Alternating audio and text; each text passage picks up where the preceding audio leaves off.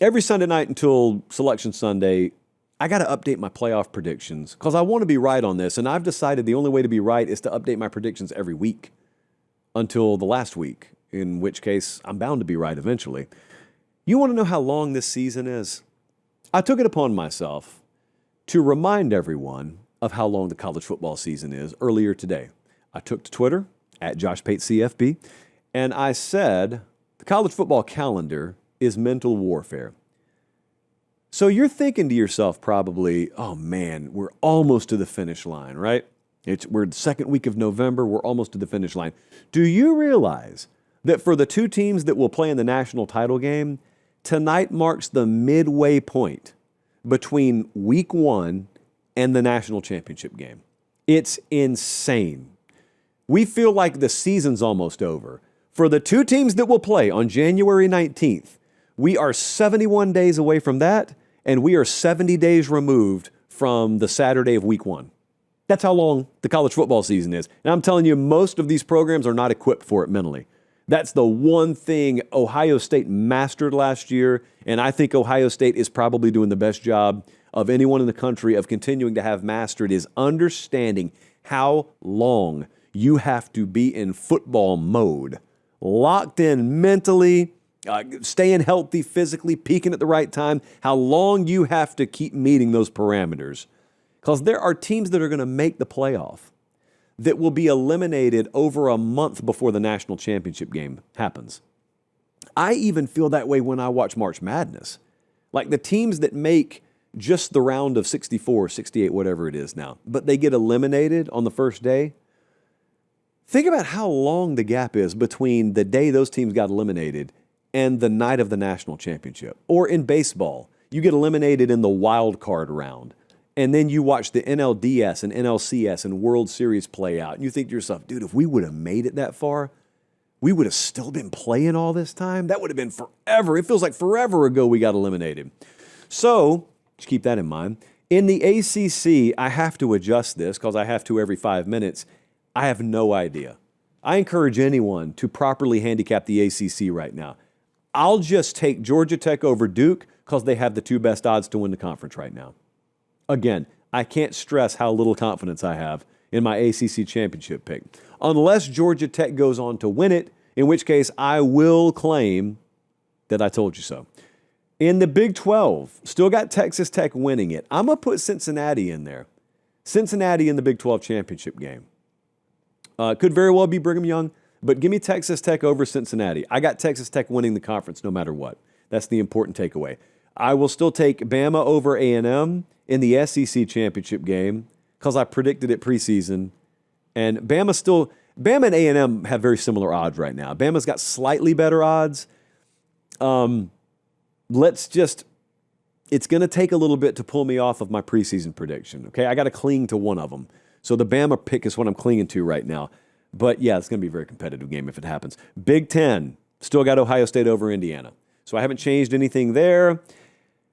As for the way that I would see the playoffs seeded right now, we have got Ohio State beating Indiana in the Big Ten championship game. Here's the one change I've made. I am projecting A&M to lose a game somewhere. Maybe the Texas game. I don't know. But I'm predicting them to lose a game somewhere. All right, so that affects how the seeding is going to happen because I still got A&M and Bama in Atlanta. Hey, wait just a second.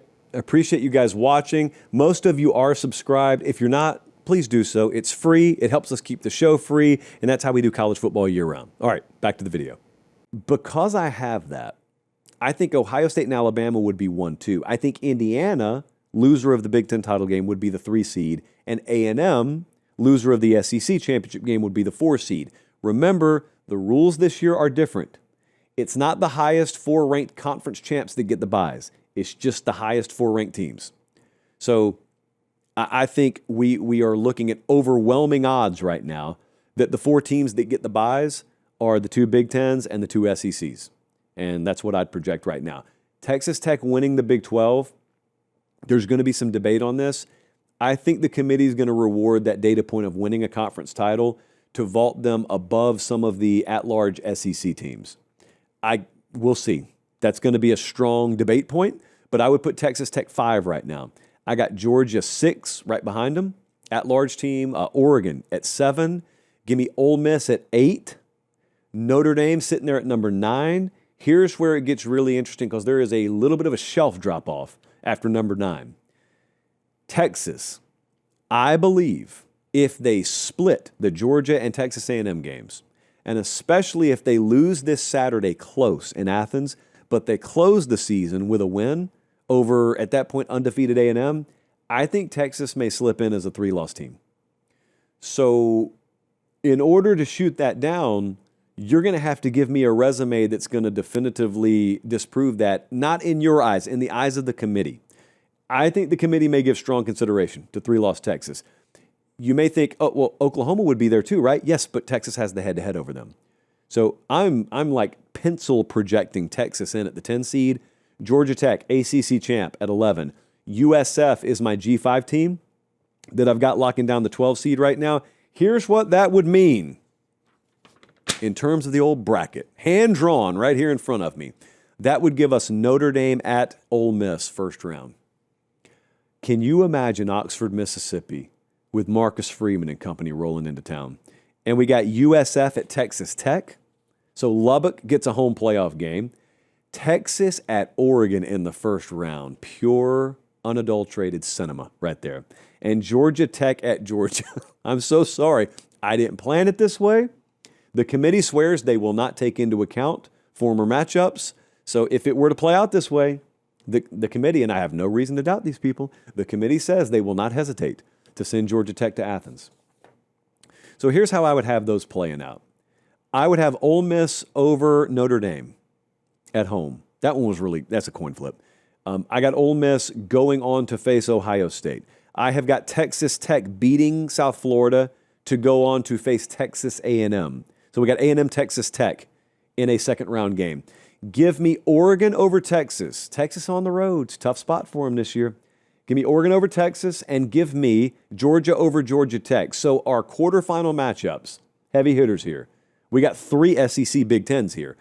Give me Ole Miss, Ohio State with Ohio State winning. Give me A&M Texas Tech with A&M winning. Give me Alabama Oregon with Alabama winning. And I am going to take Georgia over Indiana. That will be controversial. That's okay. Georgia's peaking at the right time in this scenario. If they're not, it's a moot point and they won't even be facing Georgia here. So, Final Four. I got to take Ohio State over A&M. I've got to take Alabama over Georgia. And Bama's my preseason pick. So until there is indisputable evidence, whatever that would be, that knocks me off of that pick, I'm going to stick with my preseason pick. Now, if I were picking this from scratch, would I pick Alabama to win the national title right now?